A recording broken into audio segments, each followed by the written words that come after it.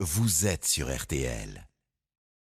Économisons-la. RTL Matin, 7h, 9h30. Avec Yves Calvi. Dites donc, il est 8h47, on n'est pas rendu. Hein. Oui. Alors, bonjour Laurent Gérard. Bonjour Yves. Bonjour Mademoiselle Jade. Bonjour Monsieur Calvi, bonjour à tous.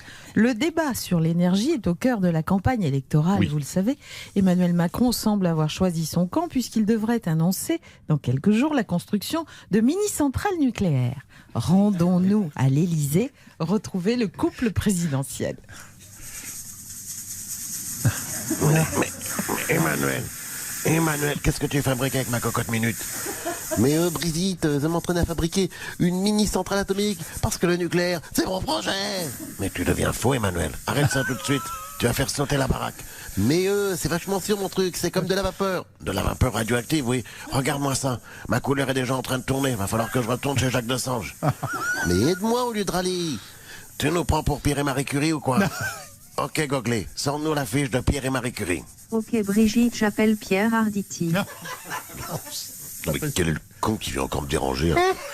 Que je répète la pièce de tête, mais c'est lamentable, c'est lamentable. Oh, excusez-moi Pierre, c'est une erreur. C'est à cause de mon gogelet qui fait n'importe quoi. Puisque je vous tiens, mon cher Pierre, vous qui êtes un homme de raison, êtes-vous pour ou contre les centrales nucléaires? Mais c'est quoi encore là, ce sondage? Mais laissez-moi tranquille, laissez-moi tranquille.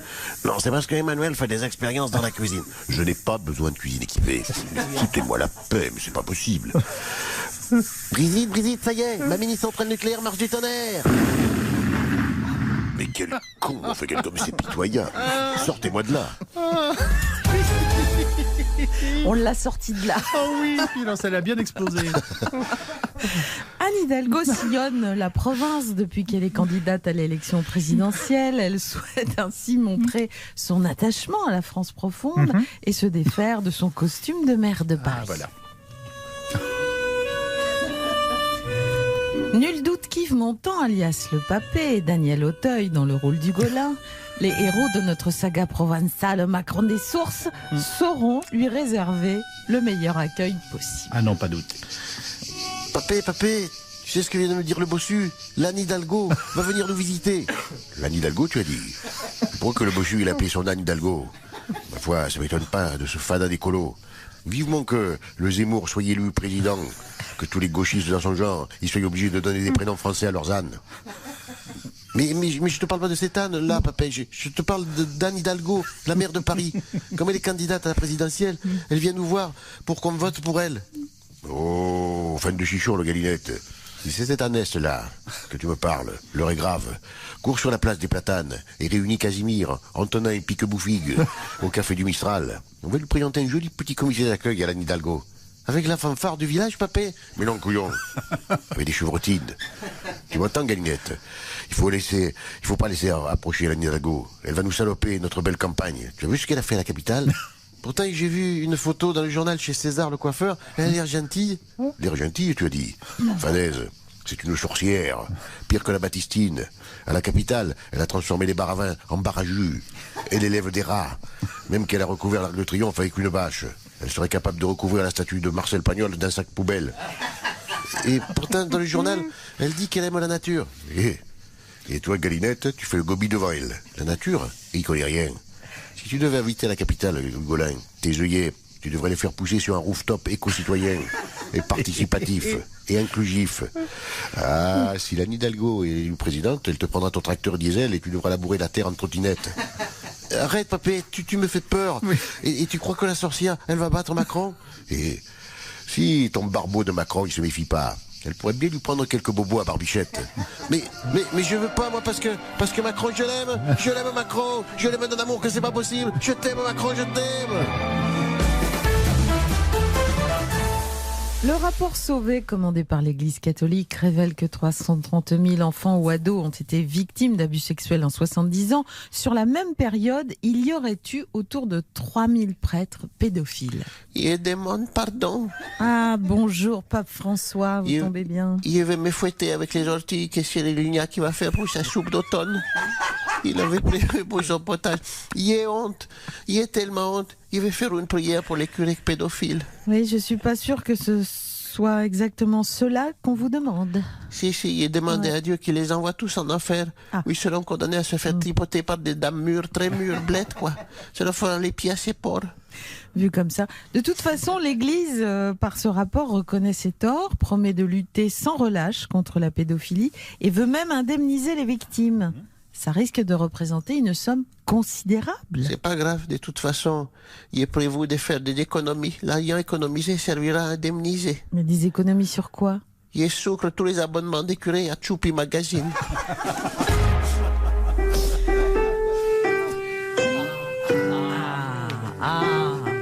Oui. Voilà. Je crois entendre le son d'un piano. Notre ami André Manoukian ne doit pas être loin. On reconnaît le toucher de... Voilà, c'est le toucher. Bonjour André. Oh là là là là là là là là là là. Mais qui c'est qui a encore touché à mon piano? Je parie que c'est si. Bah, si quoi André? Cyril Lignac. Et toi toujours que c'est un piano de cuisine. Alors pas du tout. Même si on peut y faire des sols, Ah oui, bon, d'accord. sol, meunière. D'accord. Je suppose, André, que vous êtes là pour célébrer avec nous la journée spéciale des 70 ans de Jean-Jacques Goldman. Oui, c'est ça. Aujourd'hui, je vais vous raconter la véritable histoire de la chanson qui a lancé la carrière en solo de Jean-Jacques Goldman. C'est en 80, c'est « Il suffira d'un signe ». Tu la connais? Moi, si je la connais. Il suffira d'un signe. Avec moi. Un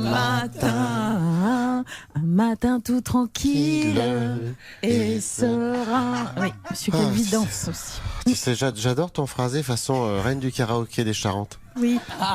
T'as un vrai potentiel pour faire Cyril. le podium de la Française des Jeux. Mais il faudrait que tu bosses ton vibrato. Ah bah non, là, c'est... Non, il n'y a pas. Ah non, c'est pas... Revenons à l'histoire secrète de Il suffira d'un signe, s'il vous plaît. Mais tu sais que Jean-Jacques Goldman, dans ses chansons, il s'inspire de la vie de tous les jours. Et il avait remarqué que le matin, il y avait un signe. C'était que quand il se réveillait, il y avait un truc qui faisait une grosse bosse dans son pyjama. Admettons. Et alors? Il est allé regarder dans un dictionnaire ce que c'était et ça s'appelait Erectus matinalus. Oui. Alors au début de sa chanson, il voulait écrire érection du matin, pipi sans les mains, mais finalement, dans les paroles d'il dit, c'est écrit dans nos livres en en latin. D'accord, tout s'explique. Et puis un jour, il a montré sa bosse à sa copine. Oui. Et comme sa copine, elle a été vachement impressionnée. Du coup, dans les paroles, il a écrit « Tu verras que les filles, oh oui, tu verras bien, auront les yeux qui brillent le matin. » Ah mais oui, je m'en souviens. C'est voilà. étonnant. Merci André pour cette nouvelle histoire secrète. Attends, c'est pas fini parce que Jean-Jacques, à cette époque, il cherchait un petit peu son look, comme toi. Ah, Alors, merci. Merci André. un jour, il s'est dit, tiens, pourquoi que je mettrais pas une cravate de cow-boy en cuir toute fine? Tu te souviens de cette petite cravate en cuir toute fine? sûr. Oui. Ouais. Et là, sa copine s'est foutue de sa gueule. Alors, il a écrit, tu ris, mais sois tranquille, un matin, Oui. j'aurai tous ceux qui brillent dans mes mains. Ah, Dans vraiment. voilà, c'est donc C'est- le signe du matin. C'est passionnant. Merci André et bon anniversaire Jean-Jacques Goldman. Tu sais, à propos de Jean-Jacques, j'ai envie de citer Derrida, Oui. qui dit une limite ne se touche pas. Et alors? Bah, tu sais, je crois que Jean-Jacques, quelque part, il est nos limites, Mythe.